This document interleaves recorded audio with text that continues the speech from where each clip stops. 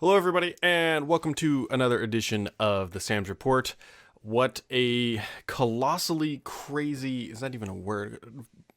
Colossally busy, I'm going to use it again. Busy week it has been. Oh my god. So we had a Microsoft event, we had a Google event, or not a Google event, an Apple event, and then Google did actually announce some hardware this week. So, wow. Um, just gonna, nothing really went on. We're just gonna shut it down here and call it a day. And just call it a day. No, but we're gonna dive in. Longer show today, it seems like, and we're just gonna kind of jump right in. So obviously, I was in New York this week. If you watched any of the stupid craziness that was going on with First Ring Daily and doing live streams from the event, a lot of fun there. Did a couple periscopes as well. But went to New York. It was freezing, by the way. At least for those of you in the US, when I left the house, it was about 60 degrees Fahrenheit. And when I landed in New York, it was about 40. And so I was just not really prepared for the cold, even though we had this great thing called the internet where I could have actually checked the weather. I just assumed, hey, it's the same parallel. It should be about, I don't know, same horizontal. It should be about the same. But there we go. Anyways, I'm actually heading back to New York next week because I just love getting on planes. Microsoft is having an event on, Wednesday of next week. That's November 2nd, where I will, again, be back in New York City. Gonna make it a day trip. Will be kind of crazy. But Microsoft Teams is expected at that event, and formerly Skype Teams. So that is what's coming next week. So we're just gonna dive right in, okay? Surface Studio. The name was legit. Surface Studio leaked out as a trademark, and hey, that's the name. And also, surprisingly, the patents for the Surface Studio, like dead on. Microsoft probably should have reeled that back a little bit, or at least I don't know. You can mask that stuff for a limited amount of time. Whatever. Microsoft patented it, and the patents were the Surface Studio. It leaked out. We'd all seen it, but nobody really knew it until they pulled back the covers on everything. So, Surface Studio, starting price of $2,099. Fun tip here, code name is Cardinal. So, Mary Jo was correct. I actually had this name, and I talked about it a couple times way back in the spring, but I thought it was related to Scorpio. I was incorrect. It was actually related to this Surface All-in-One. So, the only thing you need to know about the Surface Studio is it is the best damn display you will ever see. It is, they spent all their time and all their effort making the display, which makes sense. Everything else in the device is, well, we'll talk a little bit more about it. It's not completely off the shelf, but it's pretty close to being just off the shelf components. It's a laptop essentially connected to a crazy good display. And when I say crazy good, I mean it's phenomenal. I put my Surface Book Pro. Surface Book Pro. What am I talking about? My Surface Book next to it. I had my Pro 4 with me. Surface Book next to it, and you could tell the screen is it's better in every way. Just the clarity. It's just lovely, I think is the best way to describe it. And I bet you that screen of that $3,000 price tag is over $2,000. Easy. I mean, when you hear them talk about every aspect of that display is custom. The aspect ratio, they're finally getting away from 16 by 9. Yay. Even though 16 by 9 is great, it's nice to see something that's not 16 by 9.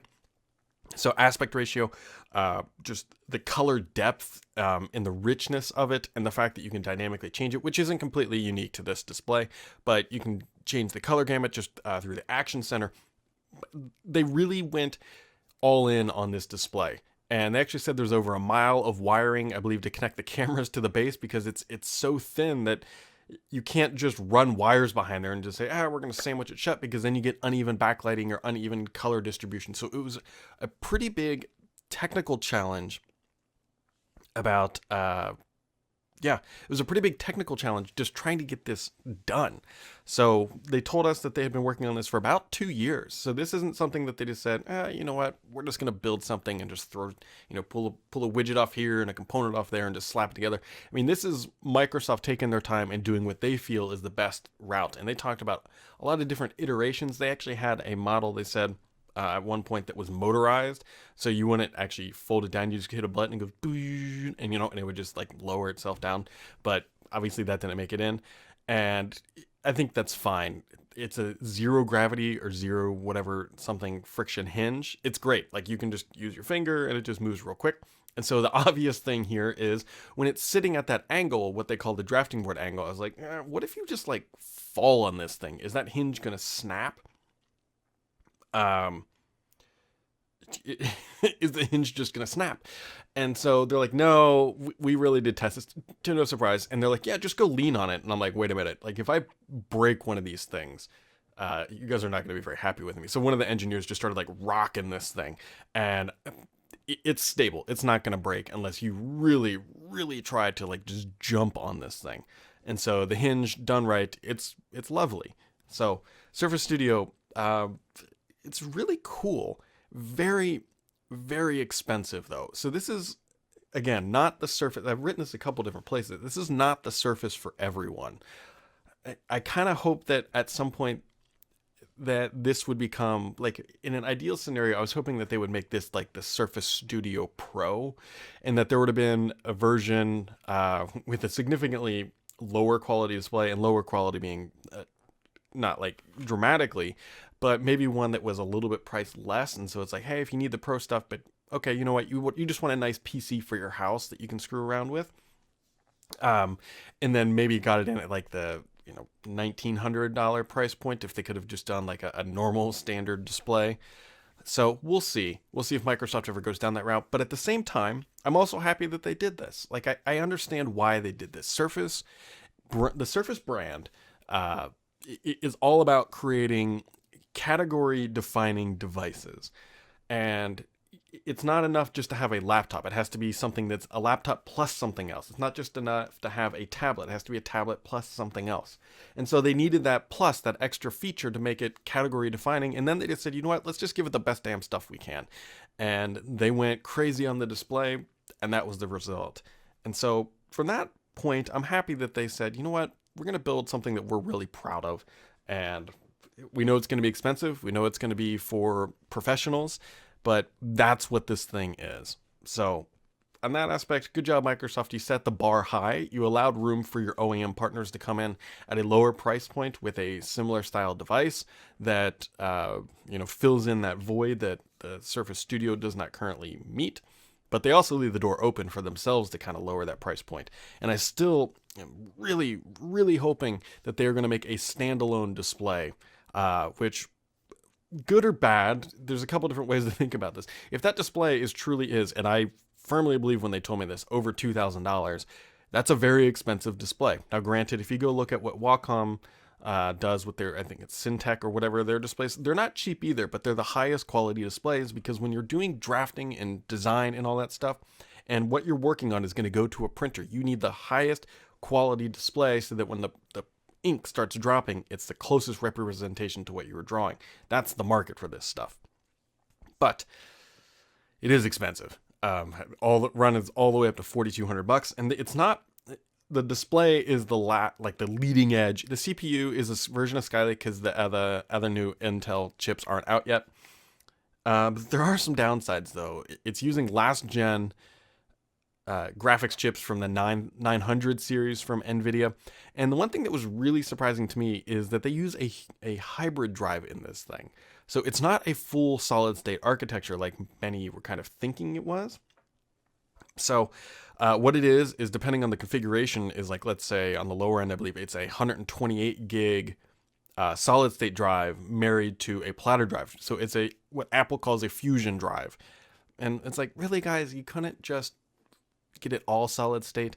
And so they kind of, they pushed back and said, look, we know these people need storage, and if we do it all solid state, it would just make things more expensive. But you take that, and then the fact that there's no Thunderbolt here, and you kind of get a mixed message on its leading edge. On one aspect, on other areas, it's like, okay, we can't blow the water, or blow the water out of the bathtub with this type of thing.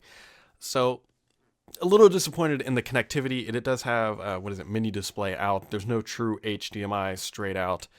You can convert it and all that good stuff. I know you guys know that stuff too. So the connectivity is a little odd. But speaking of connectivity, if you have an Xbox One controller like this guy, It is built in, so you don't need that little dongle thing. You don't need it. It's built into the base, which is kind of neat. But at the same time, I don't think gamers are buying this machine. Why would you spend $3,000 on this? Don't get me wrong, it's a good machine, but if you can get a lot of PC for $3,000, that will benchmark the hell out of a studio. I mean, you can potentially get two 1080s in a machine for under $3,000 with a monitor and everything else. So the gaming aspect is like, I think it was more of just like, hey, we can include this for very little cost. Let's just do it for the hell of it. But limited availability. And I asked Microsoft, and they were supposed to get back to me, but they didn't. I asked about availability outside the U.S., and knowing Microsoft, I'm just going to, I don't think you're going to be seeing it, at least not for a while. I mean, limited availability already. They're saying that typically they like to keep things in the U.S., so I would imagine if you live outside the U.S., you're going to be sitting high and dry here for a little bit. If you are inside the US, head over to a Microsoft store. They're now having these things in stores. You can go see them. You can pre-order now. And if you're, really gung-ho on this thing, definitely kind of get on it, because I think you're going to have a tough time. You're going to have a tough time getting a hold of one of these things. Other cool things. So the dial. The dial is actually really interesting. Actually, the one thing I told Microsoft is like, hey, can you open source this? I want to turn this into like a nifty little light dimmer switch for my office, because it feels really nice. Like it's made out of that machined metal that everything else the Surface Studio is made out of. It has a nice good click interaction. But here's a fun little factoid for you.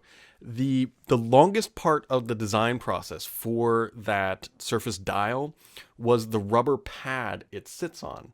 So on the bottom of the dial, it's a little rubber pad, so it sits nicely on a desk. But granted, you can also put it on the screen, so it can't be scratchy or whatever, and you don't want it to scratch your display, because then you don't get that cool like rotation interaction, the color wheel stuff. So actually designing that was the longest part, because you think about it, like the metal cup that is the actual top is not a big deal. Magnets aren't a big deal. It uses Bluetooth. That's a known thing. And it has batteries. And so it's not a big deal, but building this thing. But what was tough was getting a rubber silicone composite that would sit well on a desk and not slide around. And then one that could sit also on a glass screen at an angle and not fall off, because you got to remember, you don't want to put this thing on and have it like slide down, so it's got to be sticky, but it can't have a suction to it.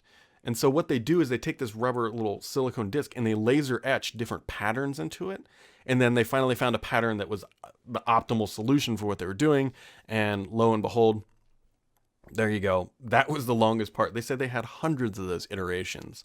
So that's a little fun little side note about the little dial thing. There you go. I don't know. Like I'm really curious to see how this thing does. I honestly am, and I'm waiting to see when it gets out into the real world, because these Surface Books were great, right? These things were awesome. They didn't ship so well though, right? They had a lot of problems coming out of the gate, and I suspect Microsoft has learned their lesson. They're not using brand new silicone here. So I want to make sure that these things come out and are hopefully, good quality. I don't know if I'm getting a review unit or not, or if they haven't really. I don't have one right now. I can tell you affirmatively, I do not have a Surface all-in-one in my house. I don't think anybody has one right now, except for actually Penny Arcade has had one for a couple months. It sounds like. Lucky son of a gun. So we'll see if I get one. I don't think I'd buy one on my own. $3,000 is a lot of money, and I have a mortgage to pay and a kid in daycare, for that matter, for those of you familiar with daycare expenses. So we will see. I'm cautiously optimistic that it will do okay, and that Microsoft will continue to push forward with this. And so best of luck to Microsoft. I think they did the right thing here. I think it's going to be an interesting device. It's going to be an interesting device. So other things, this is not the only thing that was announced at this event, by the way. This was a long thing. I think it was over 2 hours. So one of the other things I don't want to go overlooked is that there's a new Surface Book out. A new high-end i7 Surface Book. So it starts at what? $2,399. So latest Intel Skylake, I believe it's what, quad core. Fun fact of the day, its codename was Orion. So we had the Surface Studio, which is codenamed Cardinal. I believe the Dial was codenamed Campo, and then the Surface Book, the new one, is codenamed Orion. So if you like codenames, there you go. So $2,399. What's interesting about it is that it comes with a performance base, the keyboard portion that has more batteries, I believe, and upgraded graphics. So what they haven't announced yet, which is a little bit frustrating if they don't do this, they haven't announced if you can buy just the base. Like if you already have a nice top, like if you bought an i7 whatever Surface Book, and you're like, oh hey, I'd love the extra batteries and the improved GPU. They haven't announced if you can buy just the base yet. They even call it the performance base. So they had to have thought of this. I can't imagine that they would say, oh no, we're not going to sell just the base. But that would be a crazy oversight, because that's like the beauty of this thing. And I don't know. I actually talked with their Surface engineers. Is like, you guys realize that you have one of the coolest things out there, where you have a dedicated GPU outside the main frame of the computer, and not many people are doing this. Razer has it with their laptop, although it's not nearly as elegant. I've used it before. And so it's like, come on, Microsoft, use this external GPU ability to its fullest potential. Like, let's ramp this thing up. Let's make this your thing, that this is a customizable laptop. Because granted, most of the times you buy a laptop and it's like, these are the specs, never changing. Microsoft fixed that. You can now upgrade the GPU in the battery. Let us have it. Like, come on, guys, let's do this. Like, if they sold that keyboard base for like I bet if they can get it for like $250, $300, I bet it would sell pretty well to every Surface Book owner who has maybe had their device for a year now, or roughly a year, and they're like, you know what? Yeah, I'd love to get some more GPU horsepower and better battery life. And I don't know. So I'm hoping that they do this. I think they'd have to do it, but we shall see. So, as a reminder, this thing was called a Windows event. And so we learned a ton about RS2. So RS2, which this actually leaked early in the morning, is called the Creators Update. So if you're not a creator, nothing for you. Well, not quite. But they are focusing this on the creative market, which I think is really funny, considering some of the things that Apple did this week, which we'll talk about later. So they're attacking the creators. And good God, Microsoft, if you're listening, too much time to paint on stage. Like, we get it. Paint was cool. It leaked, which, doesn't mean you should change up your presentation. But, like, it was like, I believe, like a half hour. It seemed like a very long time they were talking about paint, the 3D capabilities. And it's like, guys, it's paint. At the end of the day, this is paint. Like, let's wheel it back a little bit. It's paint, guys. Anyways, they went gung-ho on Paint, which might be out now. It leaked, whatever. A lot of people got to play with it. There you go. Other things that they showed off. They showed off some Xbox stuff. Remember, Beam integration, Bitstream audio passer, and what I think is kind of cool here is the ability to create your own tournament. So that's kind of nice. That's coming to Xbox. But there was also a video that got shown on stage that they ran through really quickly, and I actually wrote this up on Thurrott yesterday, where they showed off basically all the other features, at least some of them. There were some that weren't in there that I was a bit curious about. They showed off a bunch of other features that are coming to Windows 10 Creators Update this spring, which they did say is coming this spring, which includes, so these other features are Groove Music Maker, which seems kind of like a GarageBand-ish type thing that Apple has, so you can go ahead and create music using Groove Music. Edge is getting at least two new features. Well, technically three. I know of a third. There's a tab browser. So remember how when you hover over tab, it shows you like a mini display of the web page. There's a mode where you can now browse those tabs if you have a bunch open. But more importantly, there's what appears to be a restore previous session. So there's a window that you can open and say, you know what, I had some really cool tabs open a week ago. And you can actually go reopen that browser session and pull all that content back up. That's actually pretty nice. I'm really pumped about that. Action Center is getting some updates. What is it? So when you open Action Center now, it's like this big blocks of everything. they're going to kind of change that up, thankfully, because I don't think it looks too great, especially seeing the new version. It's always, when you see the new version, you look at the old one, you're like, oh, the old one did kind of look like crap. So there's going to be at least 2 sliders, one for volume and the other for brightness. So you no longer are locked to, remember, if you open it now, it's like, you can pick like dim, optimal, bright, or brightest. Like they have predefined settings. So it's now going to be a slider, which is great. Totally on board with that. And some of the blocky logo or blocky buttons are going away, and they look a little bit they just look better. I can't, it's hard to describe them. They just look better. So go check that post out. It's out on Thurrott. Might be a little bit down the page now, but it kind of shows everything that's coming. Other things that are new, custom accent colors. So if you use accent colors right now, Microsoft, again, has a predefined list. There's quite a few of them, but you'll be able to use a true color picker and define your own accent.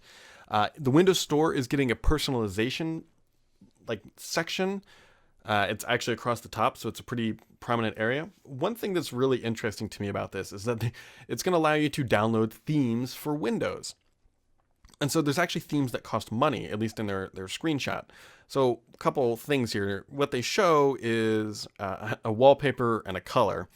I'm assuming that there's got to be like sounds with it or something else, because some of these themes were like, they were showing off like $249. Who's going to pay $249 for a wallpaper and a theme that automatically sets the accent color, both of which you could do very little time. So I'm assuming that maybe that it also can do the sound profiles, but it looks like Microsoft is looking larger at, again, figuring out ways to let people customize their desktop easier. And again, for Microsoft, this is big because it gets more people into the store, which is their intent. The store has a lot of people coming through, but not a lot of transactions occurring. And so this is another way for the company to get people into the store. So what else we got? That's kind of the big stuff. Other things that are coming. So there's going to be another update to the settings as well. So it was shown in the Action Center, the accent color screenshot. On the right, so if you imagine a large square and the accent color is kind of in the middle, if you look at settings right now, the right rail is essentially empty. What's going to be coming over there are actually look like tutorial videos. I'm assuming those are going to be some sort of helper files, related settings links, and then also a link or a section that takes you to a help and tips area. So they're going to be adding some more content into the settings. So there you go. That appears to be some of the big updates that are coming in RS2. Looks like it should arrive this spring. One of the things that was not shown on stage, and which we've seen a couple times now, is this blue light, which quick refresh blue light is an Flux. You know, it adjusts the blue light output on your Windows. So late at night, you're not getting drowned in blue light, which supposedly makes it harder to fall asleep after you're done using a computer.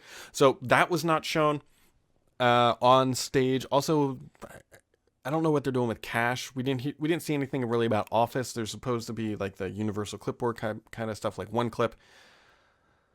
So we will see. We will see what is what else they got going on. I don't know if we're going to see anything next week at the Office event, although there is the one thing they did show too is the People Bar, which allows you to put contacts down on your taskbar, and you can drag files to them to make it easier to communicate with the people you talk to regularly. So a lot of stuff. And remember that this has been developed pretty quickly, right? The anniversary update came out in early August, and so now they're looking spring. This is a lot of stuff. Of course, they have a lot of employees working on all this, and some features got cut from Redstone 1 and, get pushed into Redstone 2. But so it looks like the creators update does have quite a bit in it. What I'm looking for now are the business features that are going to come with Redstone 2. Microsoft has been pretty quiet, which is why I don't think we've heard the whole story yet. We do know that there is an Edge enterprise feature coming, the Edge safe browsing mode that can be controlled by an admin. We do know that's coming. They announced at Ignite. I don't know if they have any more enterprise features in this release. If they don't, I don't know. It seems like they should, to kind of entice people in the corporate sector to adopt this version of Windows 10. But at the same time, we will see if they have anything more coming. They do have quite a bit of time, obviously, to announce this type of stuff. So one of the things that I got overshadowed pretty quickly, and it's starting to come back to life a little bit here from the event is actually Microsoft's VR initiative. So now we know why Windows Holographic is being built into Windows. Microsoft announced on stage VR headsets that are coming that they helped design and build with what they call 6 degrees of freedom, which really just means it tracks your head and has a whole bunch of fun sensors in it. But what we're seeing here are third-party VR sets that Microsoft helped build, and they should cost around $299. So this is really interesting because an Oculus and a Vive are several $100s, if not more, higher priced. So I would imagine the VR experience is probably going to be similar to what happens when you slot a cell phone into a headset. I bet it's similar to that. But I really think this is going to put a lot of pressure on Oculus and Vive because people are going to look at this and say, hey, I can get just about the same experience for a couple $100s less. And interestingly, Alex, I believe it was Alex Kipman, I don't think he was supposed to say this. I don't know. We'll find out more, I guess, later. I said that, hey, there's going to be an event in December. So there's going to be an event in December where I'm assuming they're going to talk a lot more about these headsets. They didn't give a lot of specs. They did say it's wired to the computer with a long wire. Hopefully it's just one because the Vive had, I think it was like 3 wires coming out. It was, I don't know. It just had so many wires coming out. Anyways, but yeah, so December event for these devices, and I'll be really curious. I want to know the specs because I want to know how close it's going to be, and potentially, I guess in theory, it could be better than Vive and Oculus because those things have been out for a while. But VR event coming in December, we'll learn a lot more about these devices. They're coming from everybody. It seems like Lenovo, Dell, although I didn't see HTC on there, which they're probably pretty upset about this, I would be my guess. But again, Windows Holographic is now built into the desktop or the Windows experience. So there you go. There you go. That stuff is coming. If you hear any more about it, definitely let me know. But now you understand why I sold my Vive this summer. I actually heard quite a bit about some of this VR stuff coming, and I heard the $299 price point. I don't like writing things up when I don't have the full story or, quite frankly, another source telling me something. And so when I saw that Microsoft was trying to build VR headsets at $300, I took my Vive and I was like, well, I paid $800 for this thing. And I turned around and sold it mostly because, well, those things probably just dropped in value based on that announcement alone. A lot of people waiting for this stuff. So I'll be very curious. I like VR. It's not an $800 thing yet. $300 isn't bad. $300 isn't bad for what you're getting. Hopefully. So we shall see.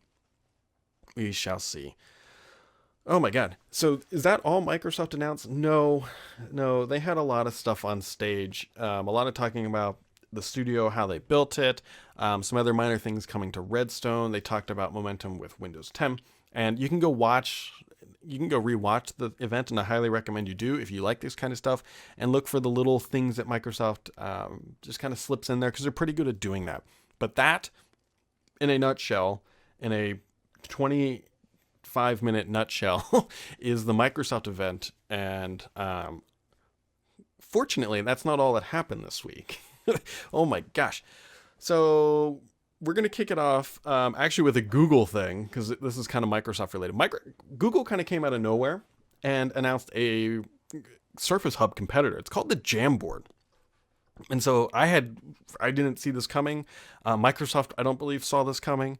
But what it is, and we don't have all the details, it's a 4K display. It's 55 inches that supports 16 touch points. Surface Hub does 100.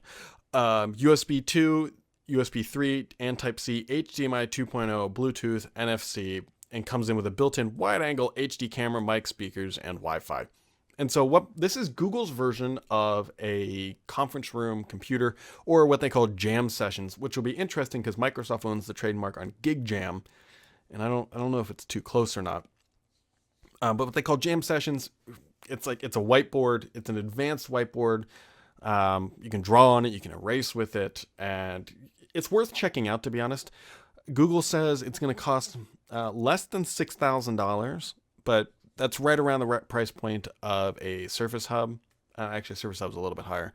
But yeah, so Jamboard, it's neat, and I'm happy that Google is doing this because it gives competition to Surface Hub, which Microsoft has done a very bad job of shipping on time. I've talked quite a bit about that. You can go watch some past episodes about their struggles to get this thing shipped correctly. Mostly because they didn't pre-buy enough and they don't own the factory, so they can't just call down and say, "Hey, build 10 more." Like they got to get time on the assembly line to build all this stuff. Blah blah blah. But anyways, so this Jamboard is part of G Suite. It's obviously a productivity tool. You cannot run native apps on it at this time. You use it with a companion smartphone or tablet, which is Chrome OS, iOS, or Android. Here's something I honestly think they overlooked. It doesn't support Windows in any way.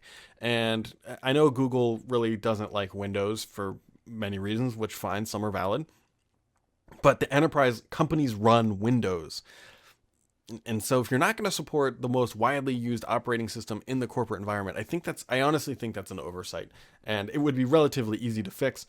But I think that they need to support Windows. And I know that's probably sounds like somewhat biased, but at the same time, companies run Windows. It's the truth. Yes, there are some out there that run Apple, and I don't think there's any companies that run on Chrome OS. Granted, I guess it's a possibility, but Jamboard doesn't support Windows. And I'm not just talking Windows Phone. I mean just like a Windows laptop is what I'm talking about. So I'll be curious. I'm very curious to see how this thing. I'd love to actually see one in person and try it out. I'd love to get it side by side at Surface Hub. But Surface Hub is a little bit more upstream. It's a complete all-in-one type device, whereas the Jamboard, you need another device in the room to make it function to its fullest extent. But it ties in with G Suite, and there you go. Google kind of popped this out. Good for them. Validates the reason why the Surface Hub exists. And competition is always good for the consumer. I will always say that. So, I don't know. Good luck, Google. I hope it works out well for you, and I hope this kind of kicks Microsoft's butt and gets them in gear with the Surface Hub production and get these things shipped out. So that is Google's kind of subtle or not so subtle announcement this week. Rocking the blue cup today, much like the shirt here. Wow, it matches actually almost identical. Could I hid this thing like on me? So the other big event this week was actually Apple. And so Apple's event, interesting. Apple's event is very, very interesting to me for multiple reasons. One's for what they did announce, and two for what they didn't announce. Which reminds me, I want to put another note down here for later.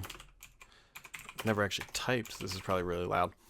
Sorry about that. For what was not an, I don't know what Apple's event here. Okay, so let's dive in. What they announced was a thinner MacBook Pro with what they call the Touch Bar. And the Touch Bar, for those of you who haven't seen it, I'm sure most people have probably seen it by now, is just it's a display that runs atop where the function keys sit like F1 through F12. And it's a digital display, and it dynamically puts up icons and all that good stuff. So on one aspect, I think it's kind of neat. They showed off some good scenarios, like scrubbing through a video, which scrubbing through a video would be done very easily with the dial, which Microsoft showed off you can actually do. And I don't know, it has some neat functionality. I can't ignore that there is some good value to it. At the same time, this feels like Apple's stopgap from just admitting that touchscreen displays are actually good. Now, let me explain why I think this. For 30 plus years of my life, I have been trained to look at the screen while I'm typing, right? When you're typing on a Twitter, Word document, email, whatever, most people are not looking down at their fingers. They're looking at the display. And so to have a dynamically changing display out of your line of vision is a tough thing for me to love, because that means I have to no longer be looking at the screen. I have to look down, press it, look back up to make sure I'm tapping, because remember, there's no physical button here. That's the downfall for me for this. Though granted, I see how it can be useful, but you can't just be typing and reach up blindly and tap that button, right? For example, I listen to Spotify 8 hours a day. On my keyboard, I have 3 buttons that are forward track, back track, play, and pause. Play, pause is one button. That is on most things. And I can just reach up and I can smack that play, pause button without looking.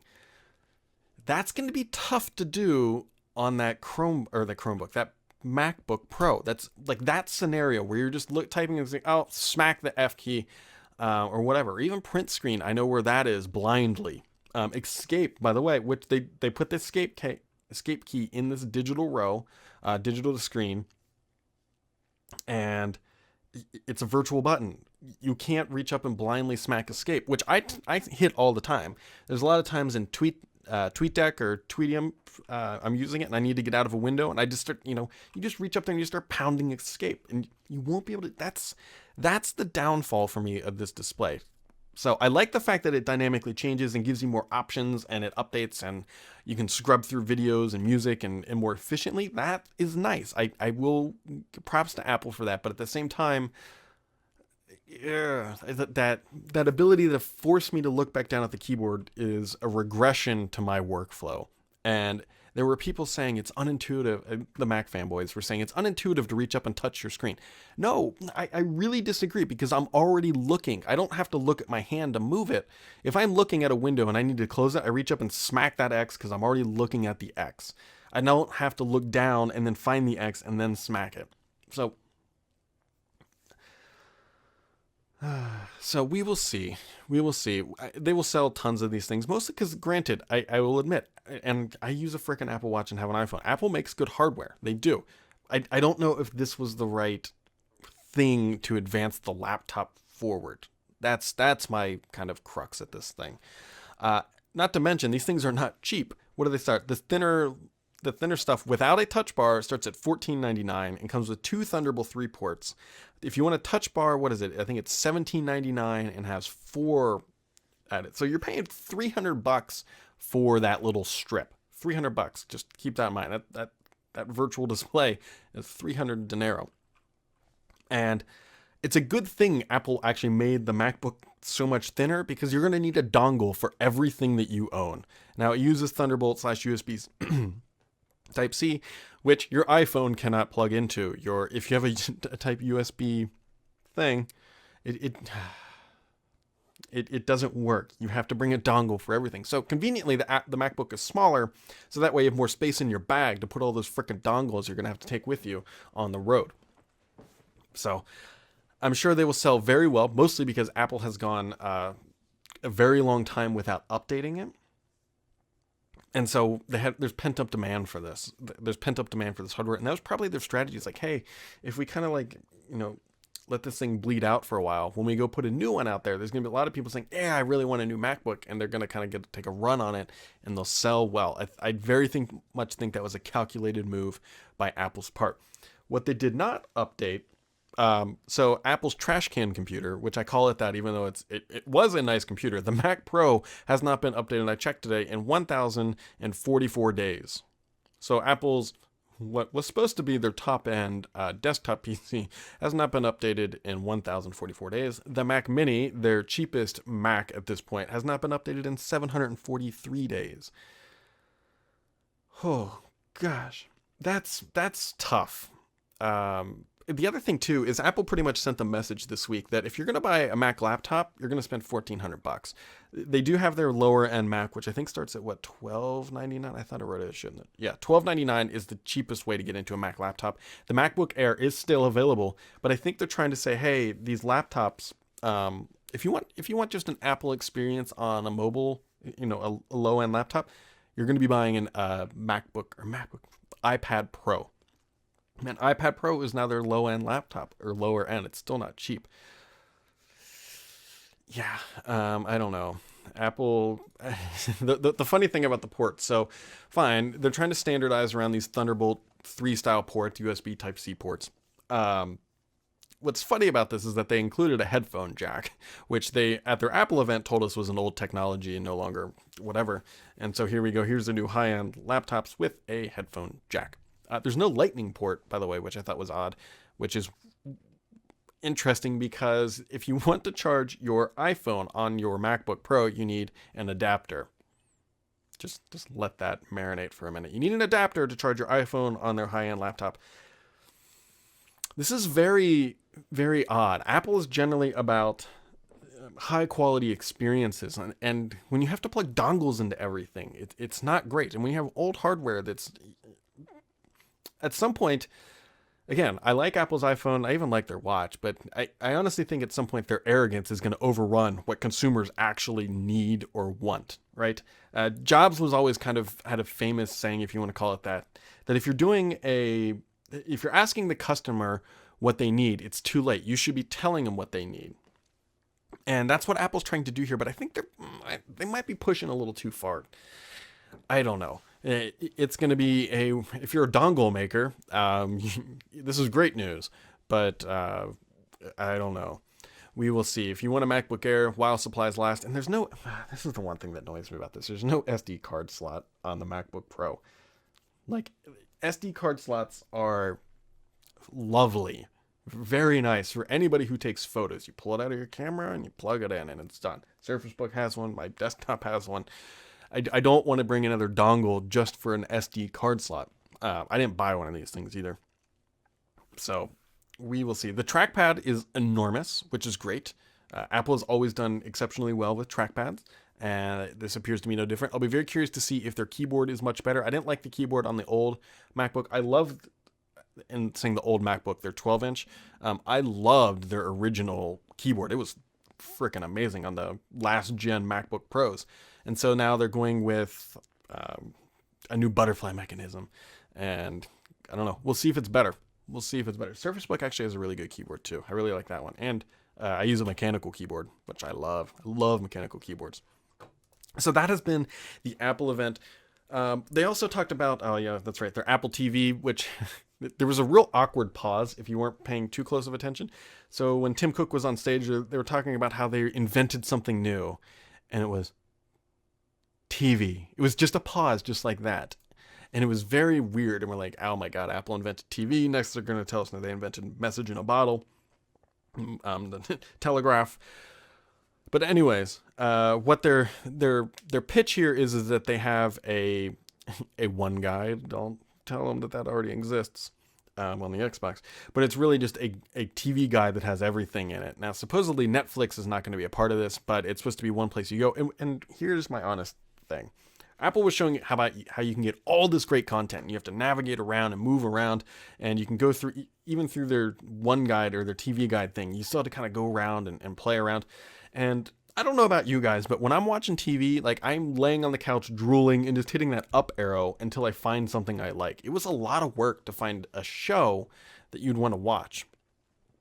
So yeah, that is Apple's stuff. And they said it was coming, I think, before the year end, that TV guide stuff. Anyways, so one of the things jumping back to the Microsoft event, I want to talk about the stuff that was not announced. There was no Amazon Echo competitor, which I was really bummed about, or even a Google Home competitor, whatever you want to call it. That wasn't announced. Media streamers, I was actually told ahead of time, they very explicitly told me those things were not coming. They were a little bit more shy about the Home Hub thing. So those two things weren't announced. I was really bummed. I was hoping that we would see some more courage is a bad thing. I don't know. Microsoft, you're making me a bit nervous with Cortana personally. So Cortana's interesting. Maybe talk about that next week, about the future of Cortana, because the kitchen is where it needs to be. That is like the final hurdle for Microsoft, is to go into the kitchen. And there's some holes in Microsoft's lineup. Like, they don't have an Apple TV competitor. They don't have an Amazon Echo competitor. So, yeah, we'll see whatever else. So there's actually been some really good questions this week. And this has been like one of the longer podcasts, but you know what? I knew it would be, because there's so much good stuff going on in the tech world. Realistically, if you're a fan of high-end computing, this has been an amazing week for you. This has like been the best week ever. You got Surface Studio, which is at the super high end. You got a Surface Book, which is at the high end. So you got a Windows option. You got Apple's new options, which I know some people are going to love, and great, good for them. And they good hardware. So you've got Apple's options if that's your thing. So it's been a really good week for tech enthusiasts. And so we're going to dive into the questions here. Ken Hess asks, did you take the dial apart? Any idea what the battery is in it? So they didn't let us take pictures of this. Now I can't remember what the batteries were. So they did have like an exploded, they had exploded everything. They did have an exploded dial, and I don't know what the battery life is of this thing. And so I can't remember what the battery was either. That's actually a really good question. I should actually try to figure out what type of batteries that thing takes. Actually, very good question. So this next question comes from somebody who has my favorite username so far on Thurrott.com. Their username is WP7Mango. Great. Absolutely great name. It says, given what we've seen from Microsoft and Apple, would it be fair to say that Microsoft is leading the technology innovation? Is Apple just bumping along ahead with zero interest? So this is an interesting question, and I know a lot of people are just saying, yes, Microsoft is the most creative company on the planet now, and they've taken that crown from Apple. So to some extent, I think they're right. Microsoft has done a wonderful job of dialing in the creative aspect of this next iteration of Windows. There was a line at the Apple event where it says MacBook Pro and Adobe Photoshop, just the perfect pair. And I was like, really? Like, I think the perfect pair is a Surface Studio with a dial on the screen and the pen in your hand sitting at an angle. I think that's the perfect pair. Granted, when you're on stage at an Apple event, I believe you're contractually required to say three praising things about an Apple product if you're a third party. And then employees are probably contractually obligated to say 4 nice things because there was some really awkward saying, oh, this is the great Apple stuff or whatever. So there we go. Are they the most innovative? Microsoft is definitely going down that route of being the creative company. What they announced is not just some thing that they whipped up in a lab. They put a lot of effort into the studio, a lot of thought. And I would argue the biggest win for Microsoft in the past couple years is that people are now cross-shopping MacBook Pros, iMacs, with Microsoft hardware. That is the bigger win than anything else, in my opinion, because Microsoft used to just be not in the conversation, and now people are saying, you know what, I'm going to go buy a MacBook Pro. Well, I should probably look at a Surface Book 2 just to see if I should, move outside the Apple world. And so that's the big win for Microsoft, is that people are now cross-shopping their products with Apple's, and the fact that people are now comparing Apple directly to Microsoft, especially in that creative space, is the bigger win than even if Apple is still the more creative company. It doesn't matter. That's what's more important. And then so the second question from WP7Mango says, why is Apple persisting with MacBooks without touch screens? As someone who likes Microsoft stuff, that's fine by me, but I'm curious, how long will Apple remain so stubborn about the touch screen never appearing in Macs?